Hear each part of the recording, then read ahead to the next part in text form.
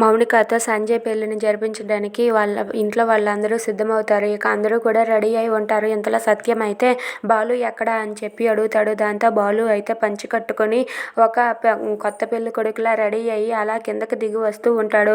అలా బాలు రాగానే అక్కడ ఉన్న సత్యం అయితే ఇలా అంటూ ఉంటాడు, రే నువ్వు రావనుకున్నాను రా వచ్చావు అని చెప్పి అంటూ ఉంటాడు. దాంతో అక్కడ ఉన్న బాలు అయితే నా చెల్లెల పెళ్ళికి నేను లేకుండా ఎలాగా చెప్పండి నాన్న, నేను ఉండకన్నా నా చెల్లెలి పెళ్లి జరుగుతుందా అని చెప్పి అంటూ ఉంటాడు. దాంతో అక్కడ ఉన్న వాళ్ళందరూ కూడా చాలా సంతోషిస్తూ ఉంటారు. ఇంతలో అక్కడ ఉన్న షీల అయితే రే నువ్వు వచ్చం మీ తాతలాగానే ఉన్నావురా అని చెప్పి అంటూ ఉంటుంది. ఇక బాలు ఆ మాట అనగానే మౌనిక అయితే చాలా సంతోషిస్తూ ఉంటుంది. ఇక అది చూసి ప్రభావతి అయితే నీ వల్ల ఏ దగులు రాకుండా ఉంటే చాలని చెప్పి అంటుంది.